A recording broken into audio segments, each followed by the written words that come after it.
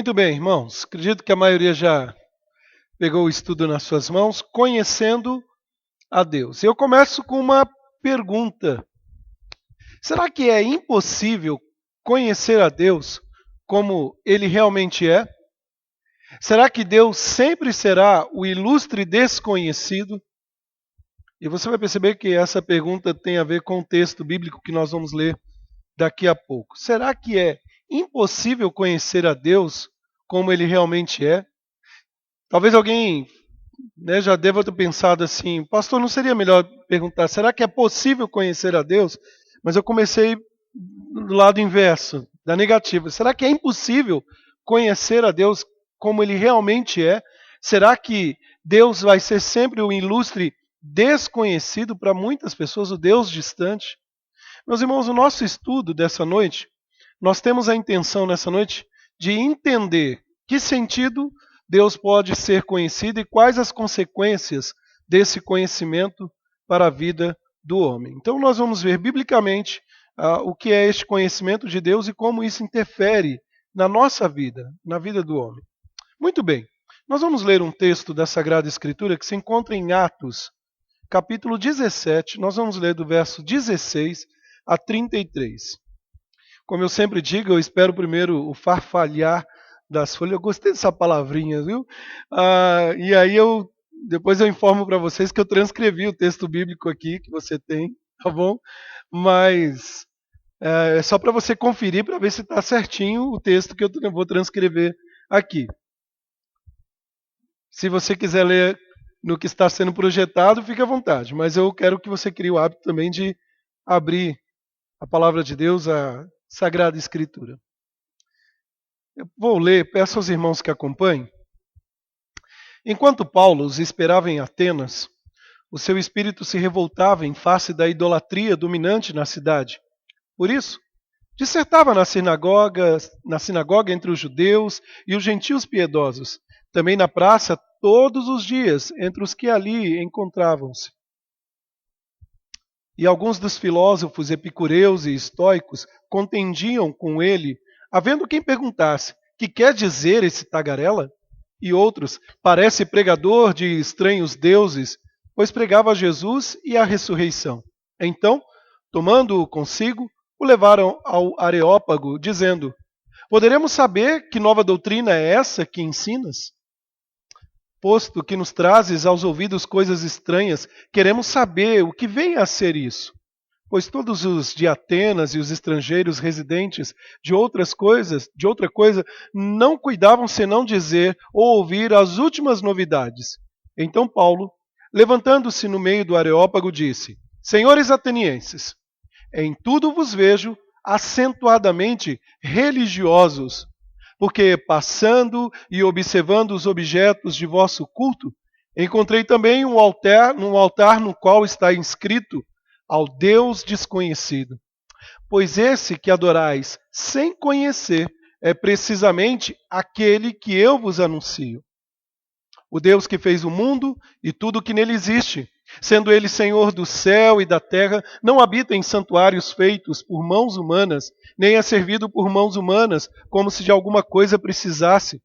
Pois ele mesmo é quem dá a vida a todos, respiração e tudo mais. De um só fez toda a raça humana para habitar sobre toda a face da terra, havendo fixado os tempos previamente estabelecidos e os limites da sua habitação, para buscarem a Deus se, porventura tateando, o possam achar, bem que não está longe de cada um de nós. Pois nele vivemos e nos movemos e existimos, como alguns dos vossos poetas têm dito, porque dele também somos geração. Sendo, pois, geração de Deus, não devemos pensar que a divindade é semelhante ao ouro, à prata ou à pedra, trabalhados pela a arte e a imaginação do homem.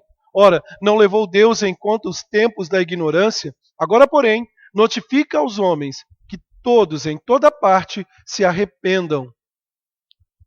Porquanto estabeleceu um dia em que há de julgar o mundo com justiça, por meio de um varão que destinou e acreditou diante de todos, ressuscitando-o dentre os mortos.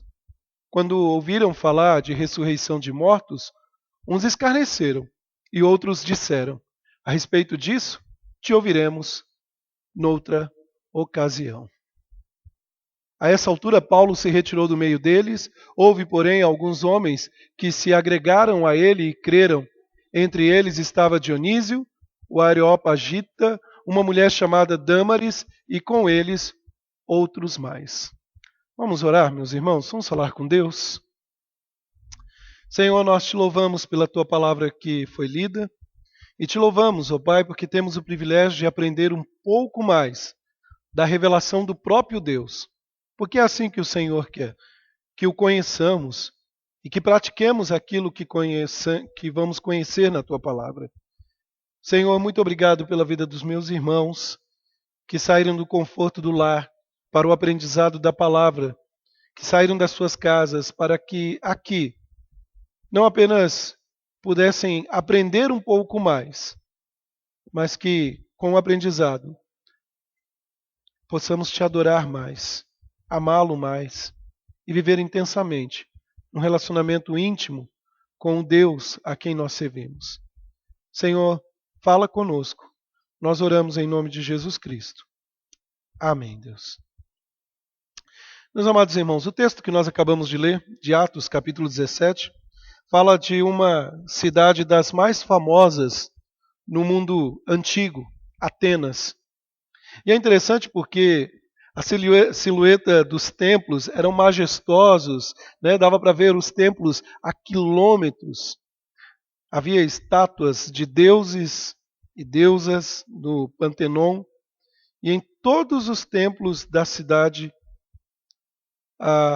as estruturas eram banhadas pela idolatria, pela a diversidade de diversos deuses. E aí, em muitos edifícios públicos, e até mesmo no meio do comércio, nos edifícios comerciais, os moradores dali construíram um altar que ficava conhecido como o altar dos 12 deuses. Eu não sei se você já ouviu essa expressão, o altar dos 12 deuses. Esse altar havia sido edificado para garantir que nenhum deus fosse esquecido, dentro lá do costume da tradição de Atenas, da época que Lucas relata esse evento de Paulo aqui. Talvez esse fosse o altar do Deus desconhecido, o altar dos 12 deuses. Talvez era esse que Paulo se refere quando ele chama a atenção dizendo que eles estavam adorando sem conhecer. E o apóstolo Paulo se vale daquele momento, daquela informação, para evangelizar, para anunciar o Deus verdadeiro. Meus irmãos, Paulo falou desse altar quando esteve em Atenas, tentando fazer com que os filósofos entendessem que toda a filosofia, que todo o conhecimento deles não partia e não parte da revelação de Deus, não passava de um esforço, como o mesmo apóstolo Paulo diz, de tatear em busca do Deus verdadeiro. E era assim que eles estavam, tateando. A cena que eu vejo é como alguém que, na sua casa de madrugada, tudo escuro, e ele quer chegar a determinado cômodo da casa, ele tem, de certa maneira, que tatear. Eu, como sou muito desastrado, eu saio topando de tudo. Então eu evito andar no escuro. Porque era assim que esses moradores de Atenas estavam. Tateando. Os filósofos aqui em busca do Deus verdadeiro. Sabe, meus irmãos, nos nossos dias, muitas pessoas, à semelhança desses atenienses, adoram a um Deus desconhecido. Adoram a um Deus fabricado. Adoram um Deus feito meramente pela sua imaginação ou acham que estão adorando o verdadeiro Deus. Por exemplo, muitas pessoas se contentam em frequentar cultos, participar de rituais, desempenhar funções religiosas em honra a um Deus que, na verdade, eles não conhecem. Jesus, quando fala com uma mulher samaritana, e você deve se lembrar deste momento, ele usa uma expressão tão categórica: vós adorais o que não conheceis. Isso é tão verdade para os nossos dias. As pessoas estão adorando um Deus que não é conhecido, ou um Deus desconhecido. Veja só, a passagem de Paulo por Atenas se reveste de um caráter muito interessante. Paulo está de frente de dois grupos de filósofos que eram como que remanescentes de uma segunda linha, ou de um segundo momento aí de grandes filósofos da história. Como é destacado no texto, os estoicos e os epicureus. E nesse momento aqui, o apóstolo Paulo, de frente desses homens, começa agora a ter um debate que não era meramente um debate filosófico. No entendimento deles, no desejo deles, deveria ser um embate filosófico. Eles queriam conhecer, que nova filosofia é essa? Que história é essa? Coisa nova aos nossos ouvidos. Mas Paulo não estava ali para discutir filosofia. Paulo não estava ali simplesmente para discutir aspectos técnicos da filosofia da época. Paulo estava com o interesse de apresentar o verdadeiro Deus, o Deus que era desconhecido. Meus irmãos, o fato é que desde aquela época, dos tempos mais remotos, até os nossos dias, né, a filosofia tenta e constantemente discutir questões que são conhecidas, e desculpe a redundância, filosóficas. Questões como essas aqui. Quem somos? De onde nós ou de onde viemos? Qual a razão da nossa existência? Qual é o conhecimento verdadeiro? Filosofia busca constantemente respostas para tudo isso. Eles estão tateando, tentando achar respostas que para nós, e desde a época, desde o início, está claro. Sabe, queridos, Deus é a resposta para todos estes questionamentos. Paulo, em Atenas, demonstrou que Deus é a origem do ser humano, que a existência humana está sob controle de Deus e que o homem existe para buscar a Deus, mas que é limitado nesse conhecimento. E aí, ainda usando o texto no verso 24 a 27, como um cego que está tateando, como alguém sem uma visão clara. Deus é a resposta. Porém, meus irmãos, o fato daqueles filósofos ficarem até um tanto quanto irritados, se você perceber no verso 32, mostra que eles não gostaram da resposta de Paulo, demonstra um pouco aquilo que o ser humano não quer ouvir. Apesar de ter ali filósofos mais antigos que não tinham dificuldades de admitir a existência de um ser absoluto como o princípio de todas as coisas, eles queriam mesmo era um Deus moldado pela imaginação do homem, moldado segundo a minha vontade. Havia aqueles que tinham muito temor, por isso o altar ao Deus desconhecido. Mas Paulo, ele faz uma afirmação no texto que nós lemos que é basilar, que é essencial para nós. Deus não está longe de nós.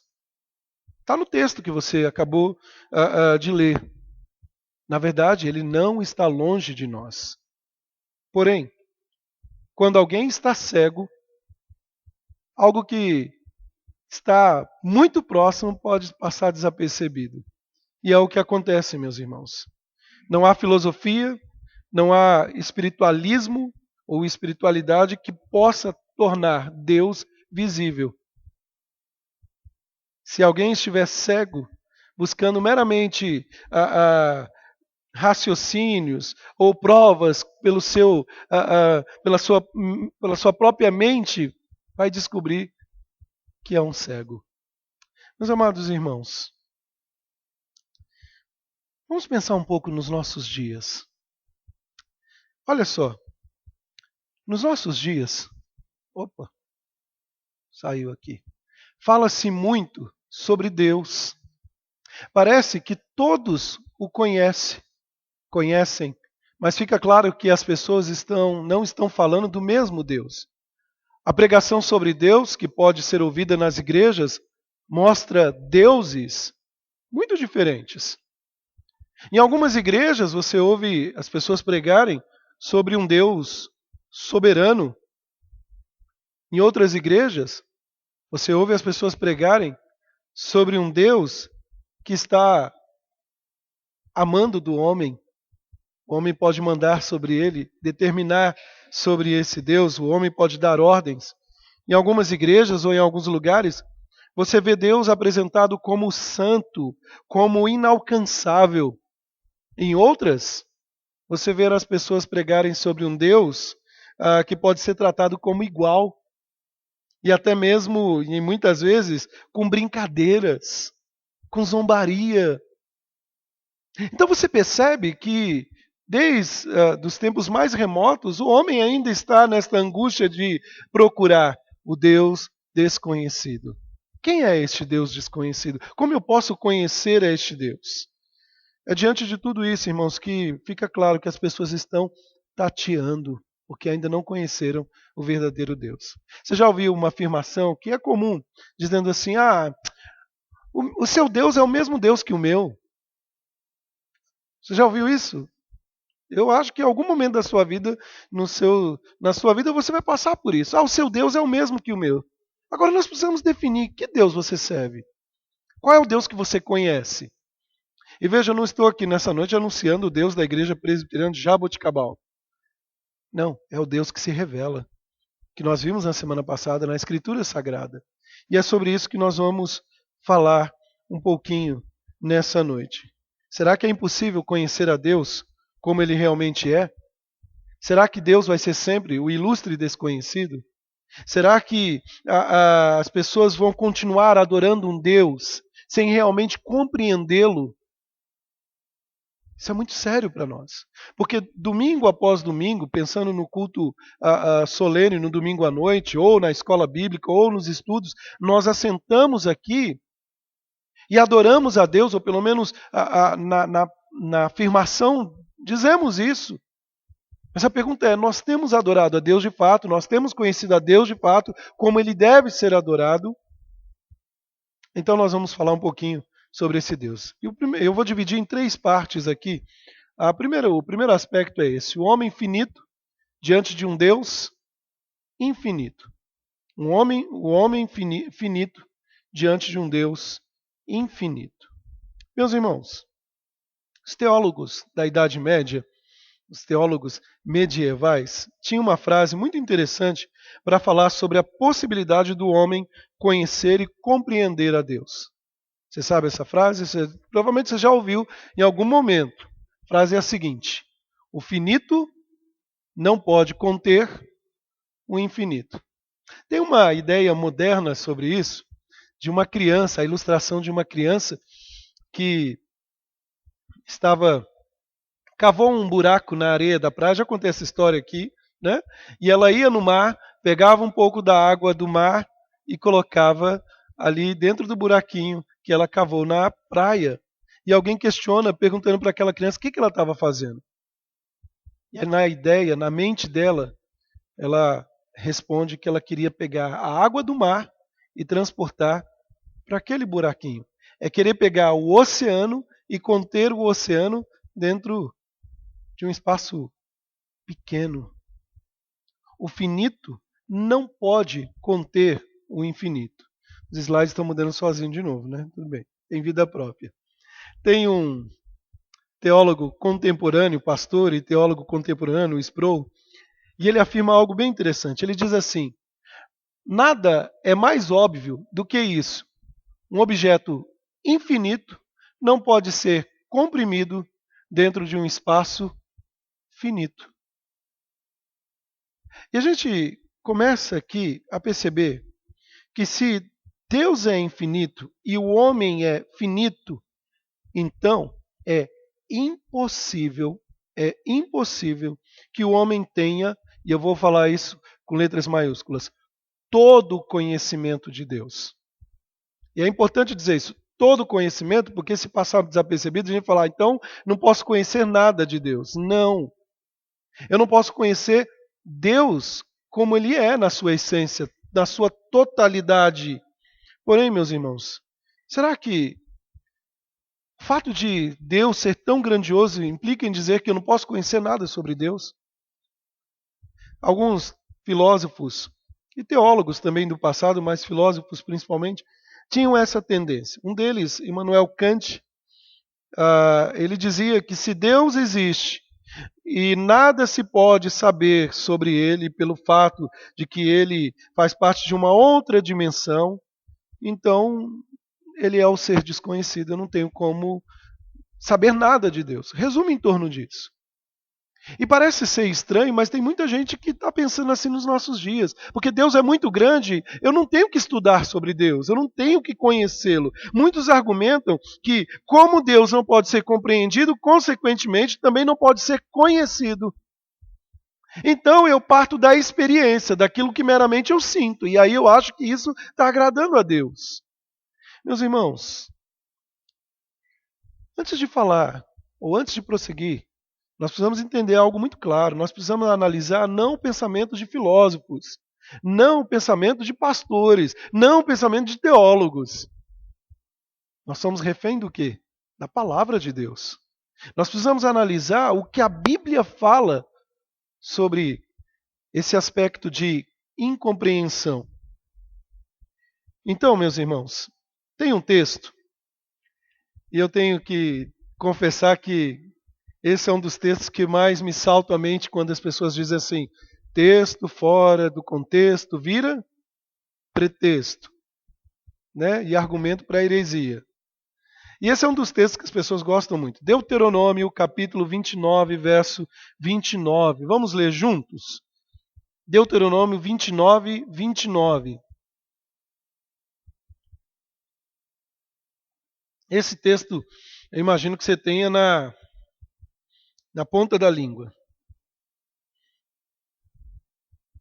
Provavelmente você já deve ter escutado ou deve ter falado. Deuteronômio 29, 29. Vamos ler juntos? A uma só voz. Deuteronômio, capítulo 29, verso 29. Eu espero você abrir o texto para lermos juntos.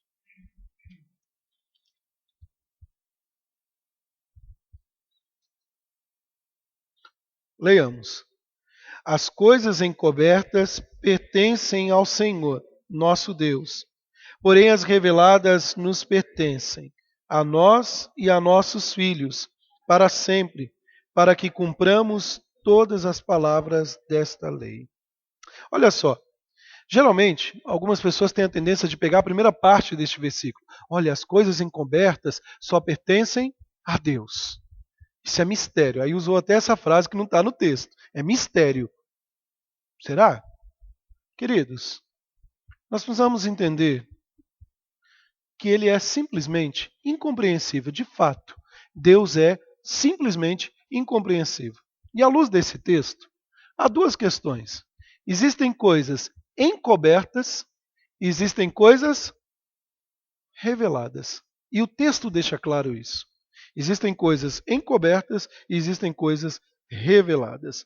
Nós devemos nos apegar, meus irmãos, nós nos apegamos a estas últimas. Nós não devemos estar preocupados nas coisas encobertas. Você já viu alguém dizer assim: quando eu chegar lá no céu, eu vou perguntar para Deus por que. Deixa eu tentar achar alguma coisa aqui. Por que foi desse jeito? Por que isso ou aquilo? Olha, desculpe, mas quando você chegar no céu, você não vai ter esse diálogo, essas preocupações, uma lista de coisas que você gostaria de saber. Uma vez alguém.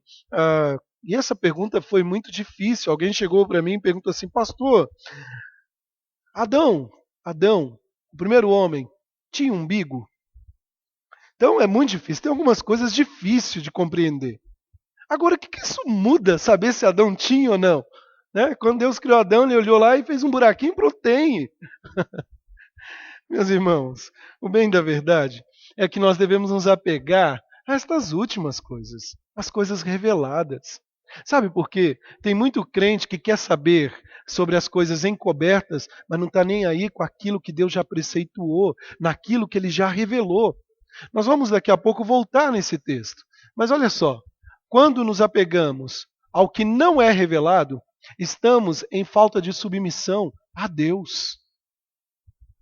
Porque o texto deixa claro que as coisas reveladas estão ligadas, e eu vou repetir isso daqui a pouco, à lei dele, ao preceito dele, o que ele espera de nós.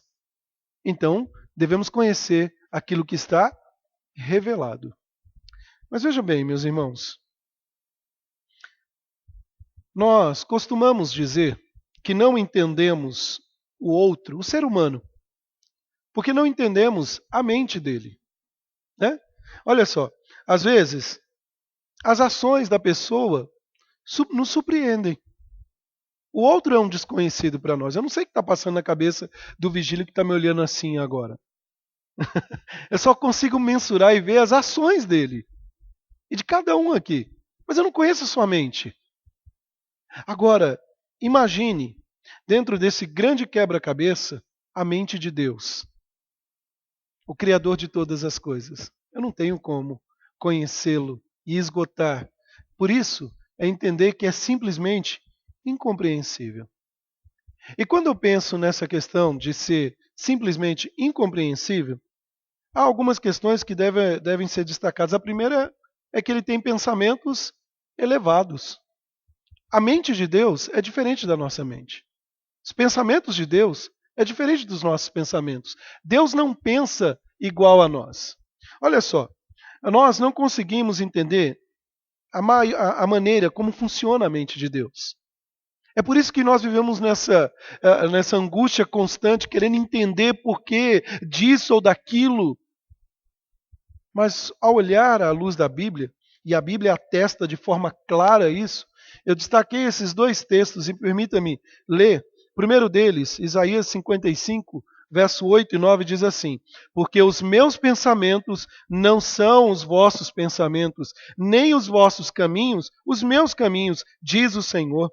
Porque assim como os céus são mais altos do que a terra, assim são os meus caminhos mais altos do que os vossos caminhos, e os meus pensamentos mais altos do que os vossos pensamentos.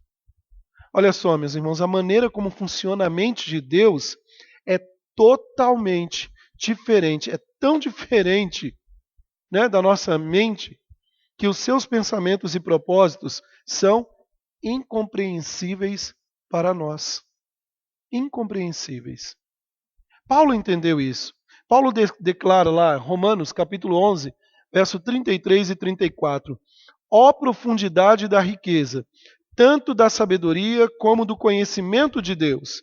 Quão insondáveis são os seus juízos e quão inescrutáveis os seus caminhos. Quem, pois, conheceu a mente do Senhor? Essa declaração de Paulo em Romanos capítulo 11 ainda torna-se mais cativante, porque o apóstolo Paulo vem argumentando, desde o capítulo 9 de Romanos, ele vem aqui argumentando justamente sobre a questão da predestinação, sobre a escolha de Deus. E ele chega a esse ponto para dizer isso. Quem conheceu a mente do Senhor? Quem pode conhecer a profundidade da sabedoria, do conhecimento de Deus? Veja, Paulo reconhece que a mente de Deus está muito acima da nós e que nós não conseguimos compreender totalmente o seu plano, o plano para a vida de cada um individualmente, para o mundo do qual nós vivemos. A mente de Deus é realmente diferente da nossa.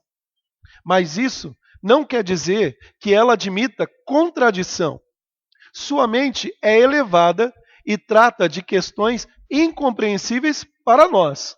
Porém, tudo que Deus pensa faz sentido e é perfeitamente lógico. Nós temos que tomar cuidado com isso, porque algumas pessoas podem ter um raciocínio perigoso ao afirmar o seguinte: isso pode não fazer sentido para nós, mas funciona perfeitamente na mente de Deus. Queridos, Deus não tem uma mente contraditória. Deus tem uma mente lógica, perfeita. Deus é perfeito. Essa é a primeira questão em torno disso, né? Primeiro entender que é simplesmente incompreensível para nós, depois entender que os seus pensamentos, que a sua mente é elevada, a nossa mente é limitada, nós somos finito, ele é infinito. Outro ponto, coloquei uma régua aí, é incomparável. É incomparável. Meus irmãos, Deus não se mede como nós medimos a nós mesmos. E aí, eu coloquei o primeiro texto do livro de Jó, capítulo 36, o verso 26. Há uma afirmação de Jó aqui.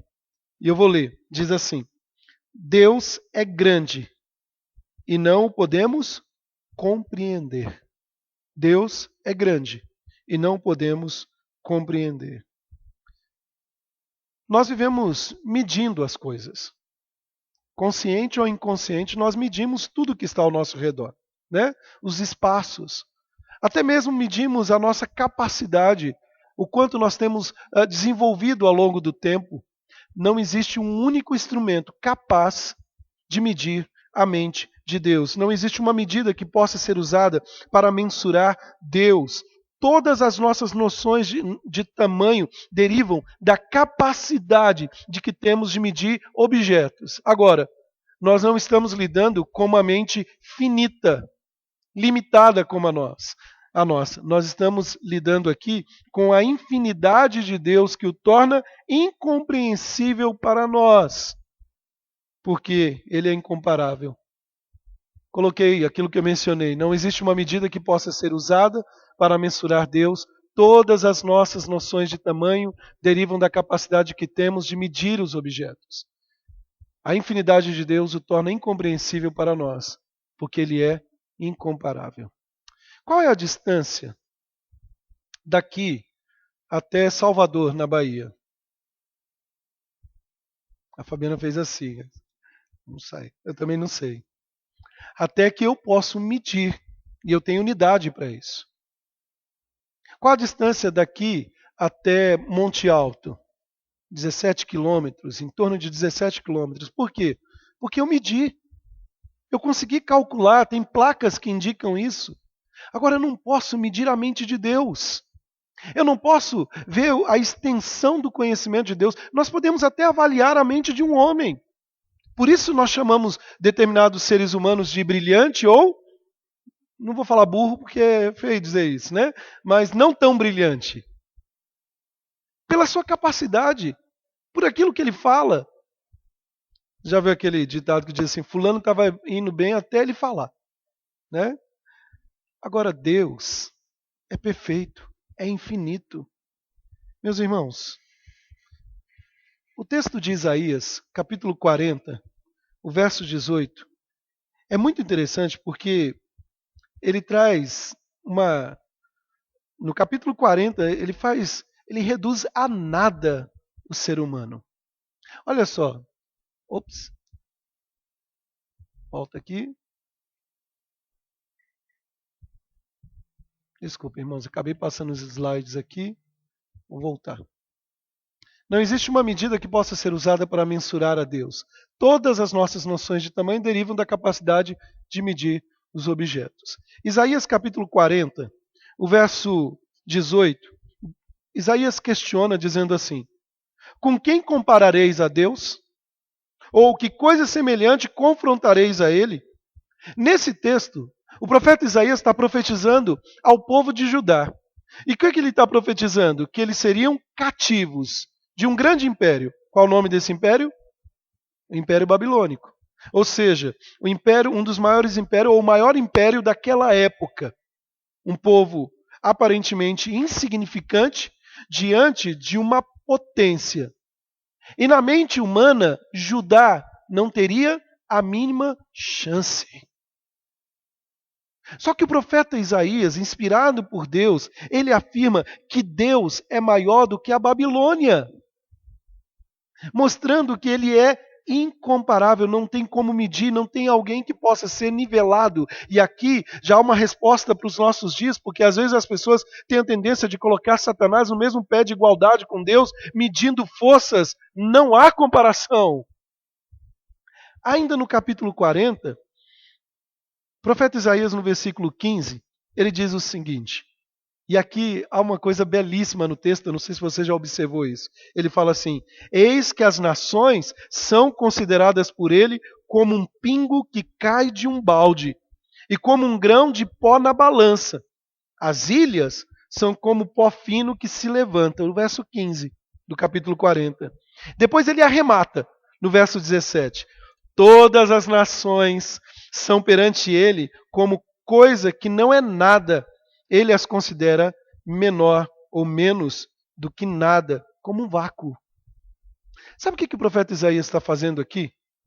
Ao olhar e contemplar a grandiosidade de Deus, primeiro, ele diz que as nações são comparadas a um pingo que cai do balde.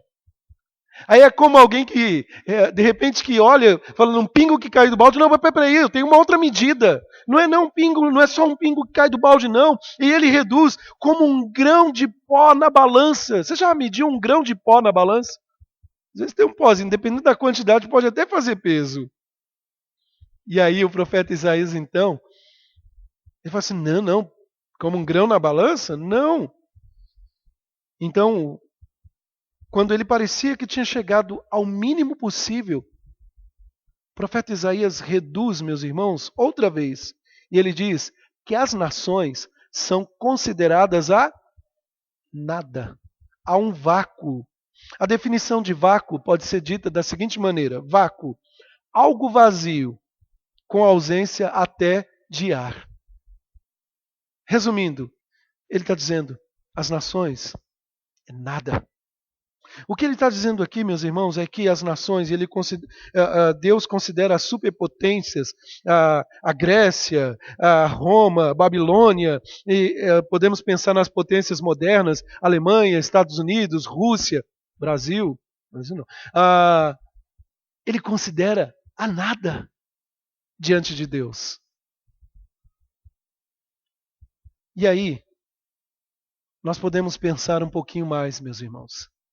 Ainda no capítulo 40, nós percebemos que este Deus está além da nossa compreensão. A imensidade da sua obra, a grandeza das suas ações nos mostra o quanto ele é grande, o quanto que ele é incompreensível para nós.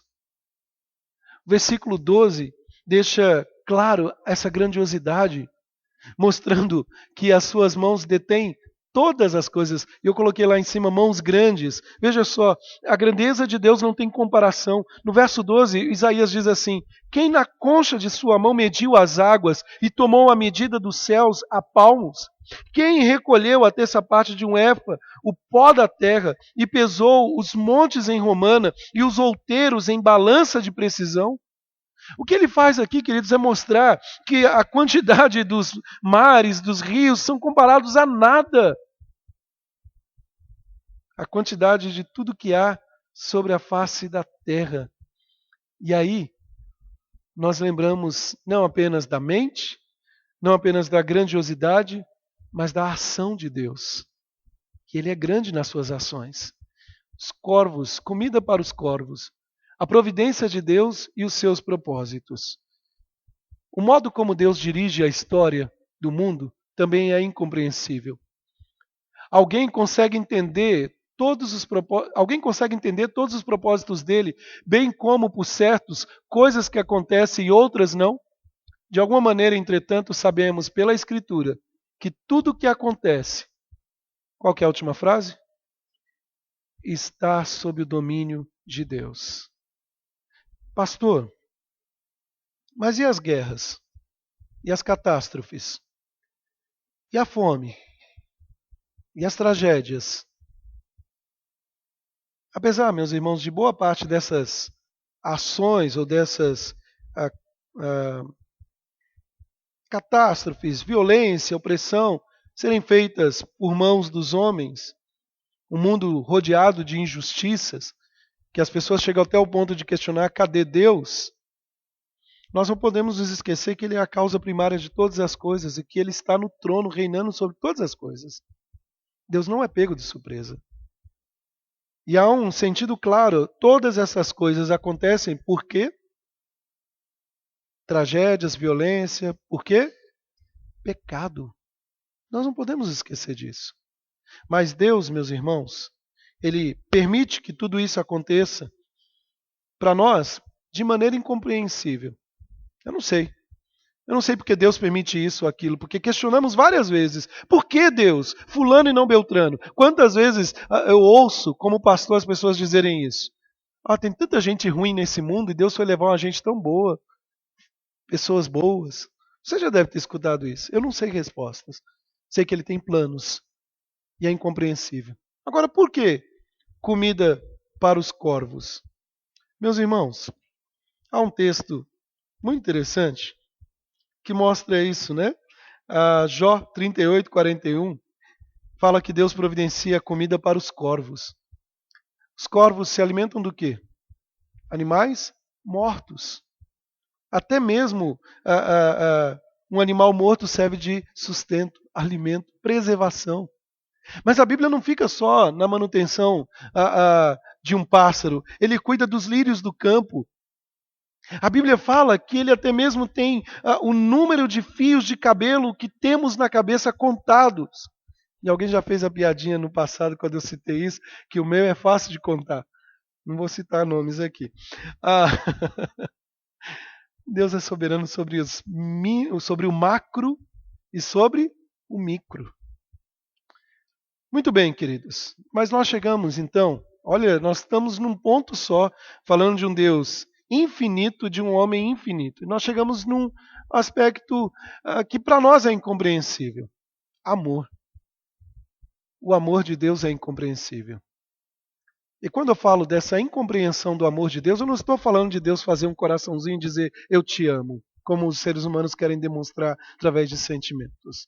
Romanos capítulo 5, verso 8, fala que Deus prova do seu próprio amor para conosco pelo fato de ter Cristo morrido por nós. Ele deu o seu único Filho por nós. Nós não conseguimos entender sequer a maneira de Deus se relacionar com o homem naquilo que chamamos de evangelho. Como Deus pode amar uma criatura decaída como ser humano? Como entender o amor que o levou a entregar o seu Filho como sacrifício pelos pecados dos homens corruptos? Como entender? É por isso que muitas vezes nós vemos questionamentos de pessoas dizerem assim: não pode, não aceito isso, pastor. Como pode Deus salvar um bandido daquele? Cabra safado? Como pode? E a resposta é: eu não sei. É que ele decidiu. É vontade dele. A minha mente é limitada. A minha resposta para melhorar isso é: não posso olhar como pode Deus amar o outro. Porque a pessoa que eu mais conheço depois de Deus, né, no caso que sou conhecido por Ele, eu me conheço. Como vimos no domingo passado, eu sou o pior dos pecadores. Como pode Deus me amar? Com tantos defeitos, com tantas falhas. Agora, irmãos, percebamos o seguinte: como explicar o amor de Deus? O amor de Deus, o objeto do amor de Deus não é o que você faz, não é o que o ser humano faz. O objeto do amor de Deus é Ele mesmo. Ele decidiu assim. Veja, queridos, é incompreensível para nós, porque na maioria das vezes, ou o tempo todo, nós amamos porque o outro oferece condições a isso. E nos aborrecemos em torno disso. Mas Deus nos ama. João 3,16, que é o texto que eu coloquei ali, deixa claro isso. Talvez textos muito conhecidos acabam caindo no desprezo.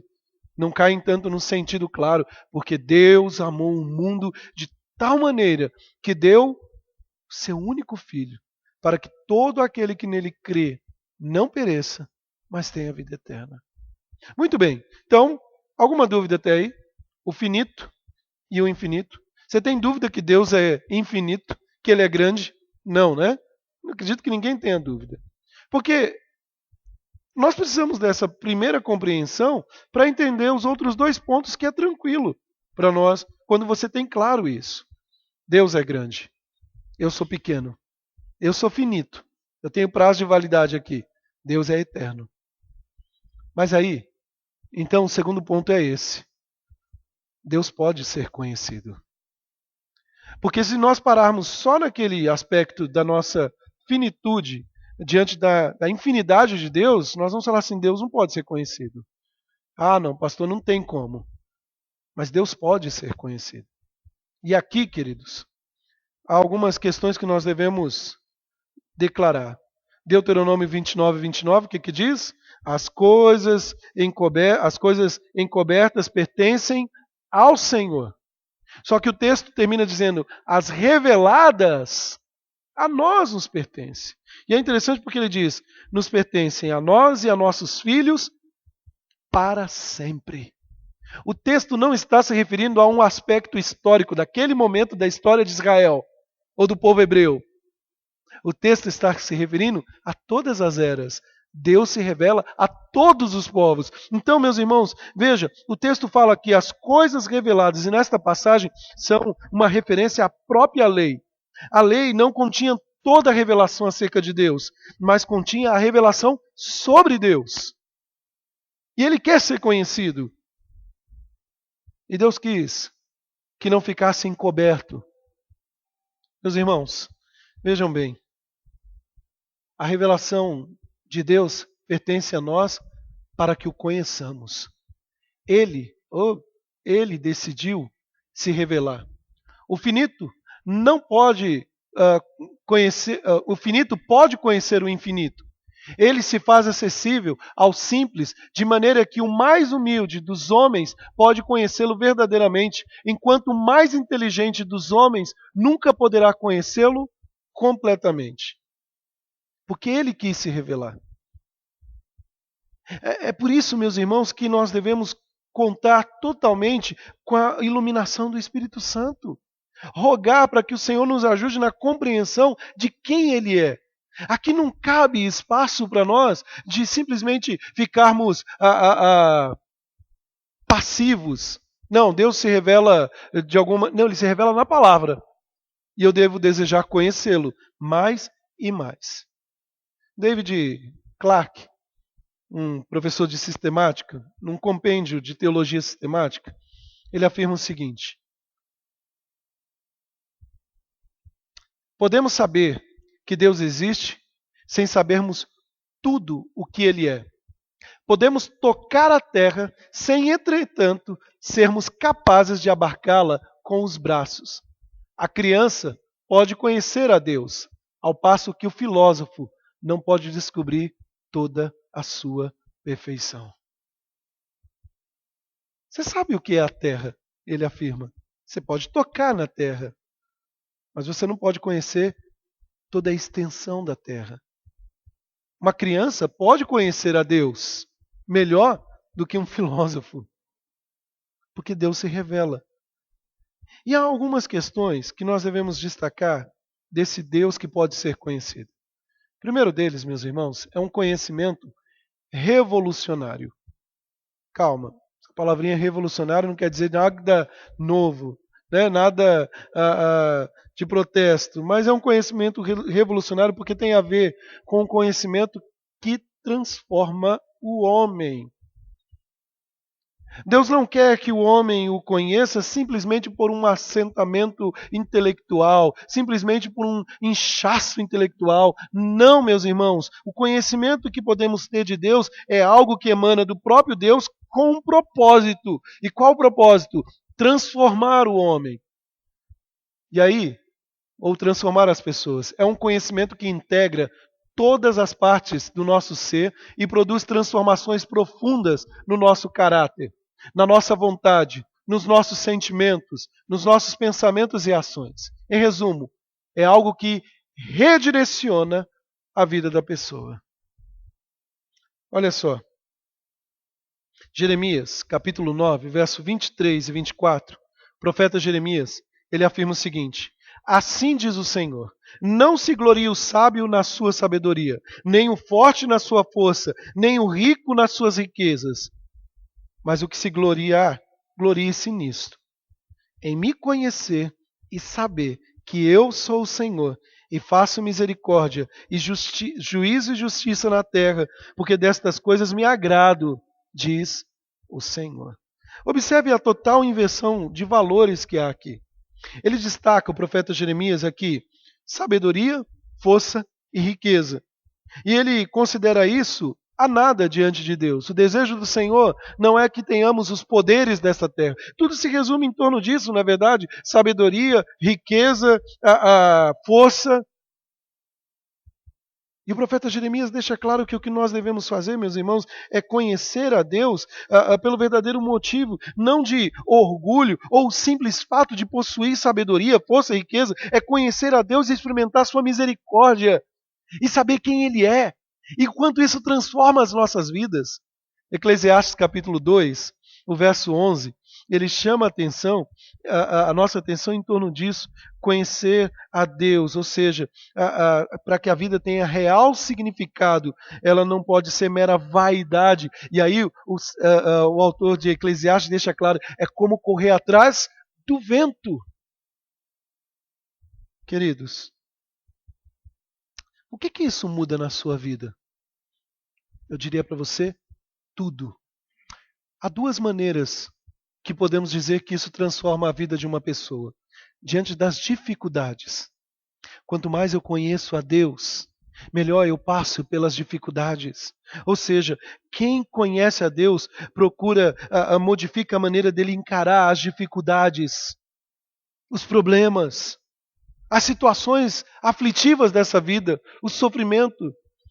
Eu não sei se foi com a Fabiana que eu estava filosofando, conversando com ela, né? Que as dificuldades têm revelado a nossa fé. A maneira como no meio das dificuldades, no meio das lutas, revela do que nós somos feitos. Que Deus nós conhecemos. E aí fica um alerta para nós. Só que, de um lado nós temos dificuldades, por outro lado nós temos os prazeres. Porque a vida não é só feita de dificuldades. Há os prazeres.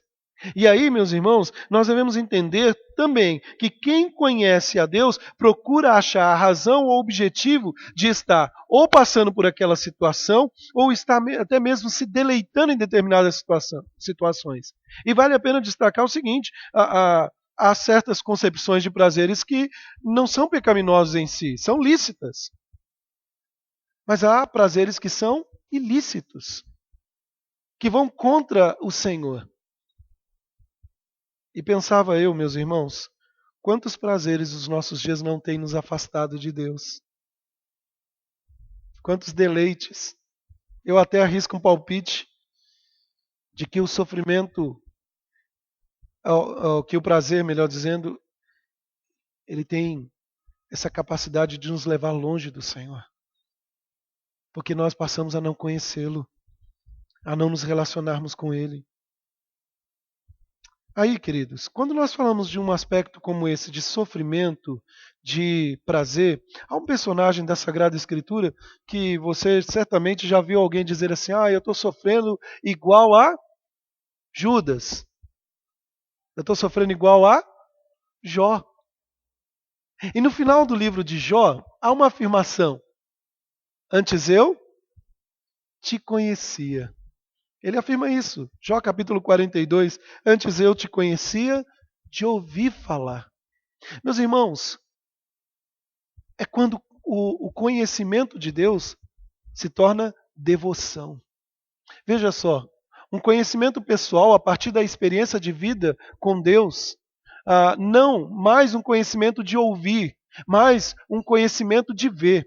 Evidentemente, Jó não está falando em termos literais, que ele viu Deus, né? Pois ninguém jamais viu Deus nesse sentido. O que Jó está dizendo é que o seu conhecimento de Deus, naquele momento, já não era de impressões externas, ou a partir do que outros falavam. Ele conhecia Deus a partir da sua própria experiência. Olha,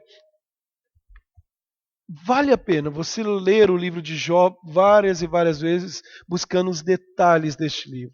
Porque chega um dado momento na vida de Jó que ele, a certa altura, ele desabafou, ele não estava aguentando mais. E aí, no capítulo 23, verso 3 e 4, ele diz assim: se eu soubesse onde poderia achar, então me chegaria ao seu tribunal, exporia ante ele a minha causa, encheria a minha boca de argumentos. O que Jó está dizendo é, se eu pudesse, eu ia apresentar e falar, por que, Deus, eu estou sofrendo assim?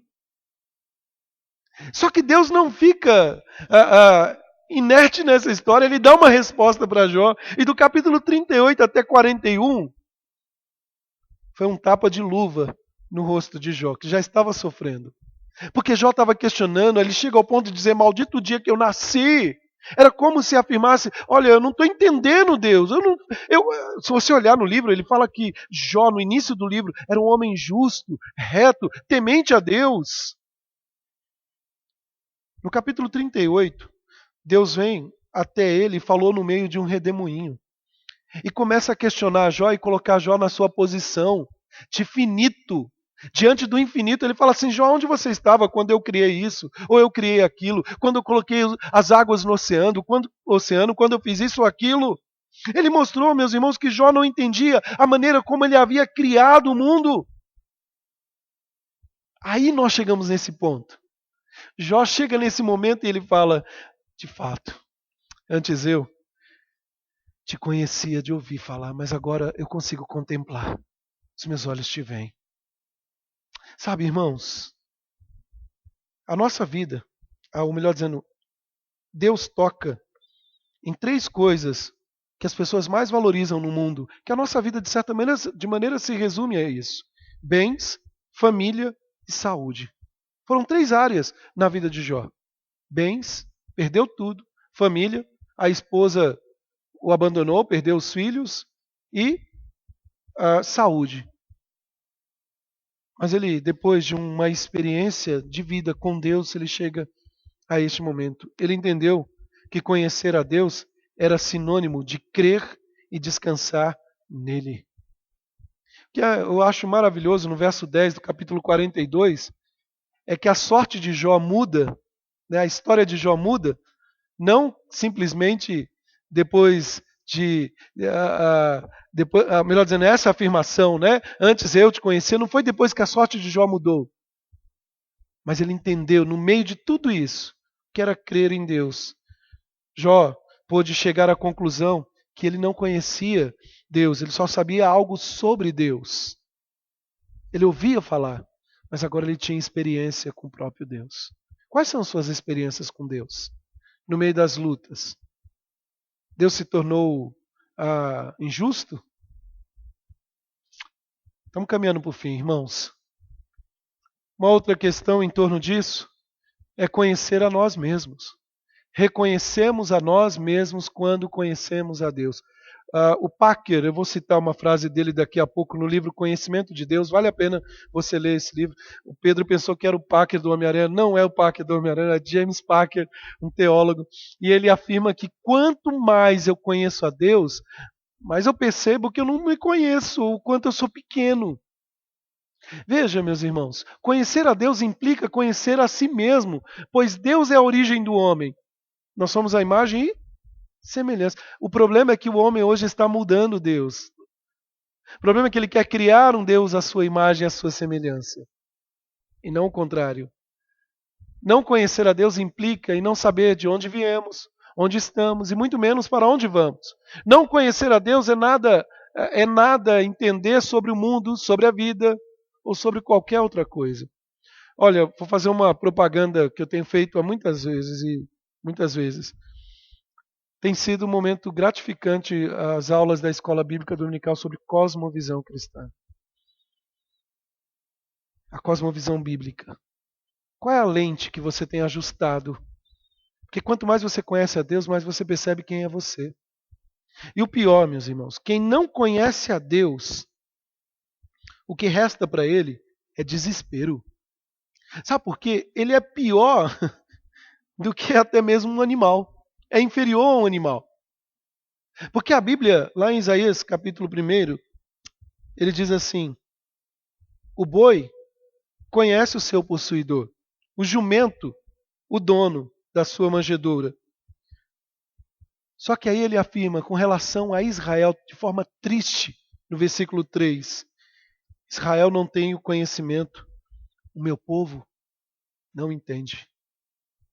Esse é o problema nosso. Sabe por que o homem não está se conhecendo? Sabe por que ele é um desconhecido para ele mesmo? Sabe por que ele vive nessa angústia de querer preencher o vazio dentro dele? Porque ele não conhece Deus. Porque Deus é suficiente para preencher qualquer homem. Por mais que o infinito, a infinitude, o infinito não possa ser condensado, contido dentro do finito, ele preenche. E nós não podemos nos esquecer disso.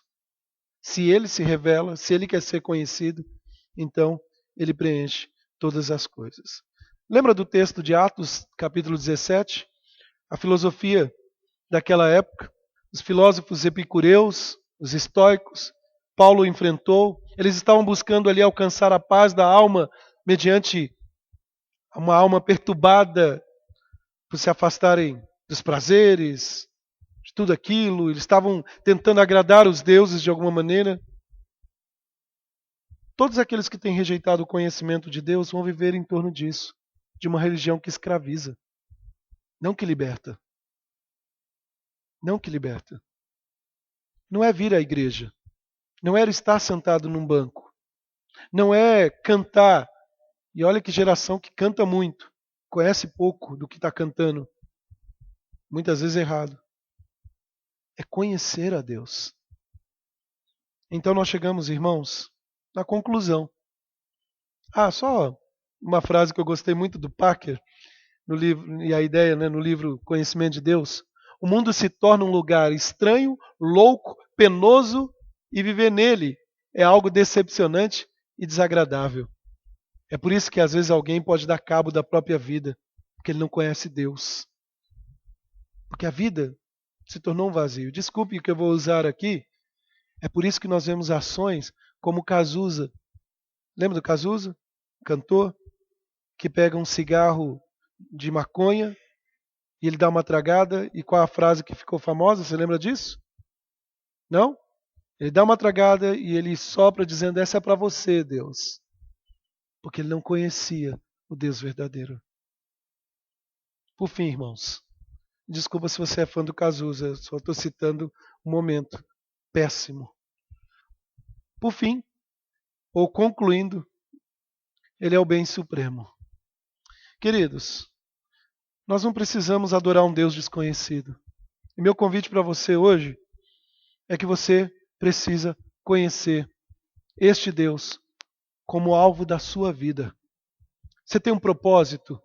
Qual o seu grande sonho? Qual o seu propósito de vida?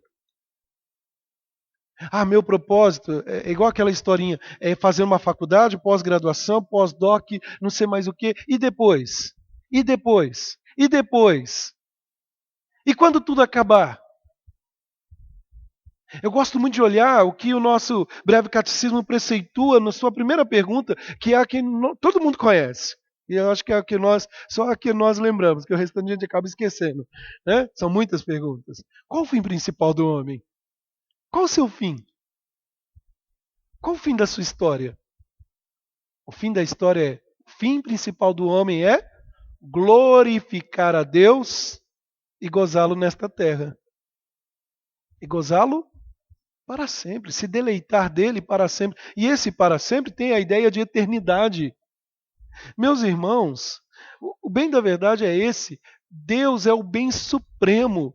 E há um grande problema nos nossos dias. As pessoas estão buscando não o Deus das bênçãos, mas as bênçãos de Deus. E antes que você pense na igreja de fulano, beltrano, ciclano, eu estou falando do nosso quintal, estou falando da nossa casa. Porque parece que o que mais repercute no nosso meio é o que Deus faz. Não o Deus que é. E é esse o grande problema. Por isso eu coloco para nós isso. Deus é o bem supremo. Se eu tenho que buscar, eu tenho que buscar o Senhor. Sabe, no Salmo 139, lição de casa para vocês.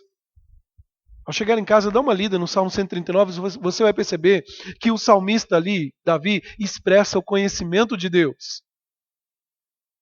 E é interessante porque 50 vezes no Salmo 139 aparece a ideia de que ele é um Deus próximo, um Deus que cuida, mas ele mostra e demonstra temor, porque ele é um Deus que sonda. Ele começa afirmando isso. Irmãos, enquanto o homem não se voltar para Deus e somente a Deus, ele vai continuar tateando, procurando, mas não vai encontrar nada. É por isso que nós vivemos numa era onde as pessoas estão procurando bênçãos de Deus. Mas sabe qual é o problema? As bênçãos vão acabar. O carro vai acabar. A casa vai acabar. Saúde vai acabar. Qual o fim? Ele é o bem supremo. Por que eu devo conhecer a Deus? Não por algo que Ele pode fazer, mas por quem Ele é. Nós vamos concluir. Só um texto que eu quero afirmar aqui. O apóstolo Paulo em Filipenses capítulo 3, verso 8 e 9, ele diz assim: Mas o que para mim era lucro, isto considerei como perda por causa de Cristo. Sim, deveras considero tudo como perda por causa da sublimidade do conhecimento de Cristo Jesus, o meu Senhor. Será que a gente pode afirmar como Paulo? Conhecer a Cristo, o poder da ressurreição, a comunhão dos seus sofrimentos. Versos 8, 10 e 11 deixa claro isso. Será que a gente conseguiria hoje considerar tudo como perda por causa de Cristo? Veja que é uma teologia dos nossos tempos um tanto quanto inversa. Não é buscar a Deus pelo que Ele pode fazer.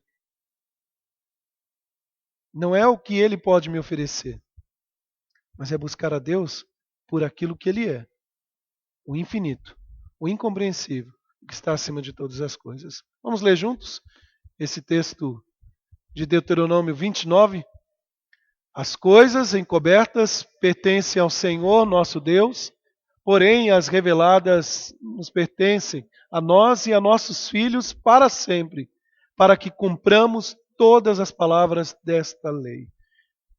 Conheçamos e cumpramos. É conhecer a Deus e viver cada vez mais. Que Deus nos abençoe. Que Deus nos dê capacidade, dia a dia, de conhecê-lo mais, através do Espírito Santo dele, iluminando a nossa mente. Mas que privilégio que temos, a revelação dele na Sagrada Escritura. Irmãos, semana que vem nós vamos falar sobre Trindade. Já teve dúvidas sobre Trindade? Como funciona esse negócio aí? Vamos falar um pouquinho sobre a Trindade. Vamos orar? Vamos falar com Deus? Senhor, queremos te conhecer mais. Conhecer não aquilo que tu fazes, mas aquilo que tu és. Porque sabemos, ó Pai, que a nossa vida não está à deriva. Sabemos, ó Deus, que a nossa vida não é um causuísmo. Nós sabemos que há providência do Senhor. Nós sabemos que há propósito. Nós sabemos que há governo, preservação. Nós queremos te adorar mais, Senhor, e melhor. Nós queremos te amar mais. Isso só vai acontecer, ó Deus, quando conhecermos mais a Ti. Por isso, ó Pai, nos ajude a dia a conhecer a Ti, o Deus que se revela, o Deus que se apresenta como esse Deus maravilhoso que Tu és. Obrigado pela vida dos meus irmãos. Obrigado por tudo que Tu fazes e por tudo que Tu és nas nossas vidas. Nós oramos em nome de Jesus Cristo. Amém, Deus. Meus irmãos, só lembrando de alguns avisos, domingo à noite, Santa Ceia, no próximo domingo, primeiro domingo do mês, e um aviso fresquinho saindo aí. Há uma página agora no YouTube, um canal da nossa igreja, onde eu já disponibilizei o estudo da semana passada, né? A revelação de Deus, já divulguei com alguns irmãos no grupo do WhatsApp, mas está como Igreja Presbiteriana de Jaboticabal IPJ. E aí, se você procurar, tem o estudo lá. Pretendo amanhã já postar esse estudo, está sendo gravado aqui. Depois eu vou editar e colocar lá. Tá bom? Eu errei ali, acabei colocando o telefone de casa errado ainda. Não é o telefone da igreja, eu vou substituir depois ali. Irmãos, eu sei que já passamos da hora. Eu sei que talvez você tenha 1.300 dúvidas, mas eu estou à disposição depois do estudo para conversar com os irmãos. Acho que fica mais fácil para a gente ganhar tempo, tá bom? Deus abençoe a todos, dê um ótimo restante de semana. Como eu disse, eu tenho 4 exemplares aqui, o primeiro que chegar em mim, pega. Não, brincadeira, olha lá, já ia levantando. Deus abençoe, antes de sair, dá um abraço no seu irmão. E bom restante de semana e bom final de semana juntos. Nós vamos estar aqui na Escola Bíblica e no culto à noite. Sábado não haverá programações aqui na igreja, ou programação aqui na igreja.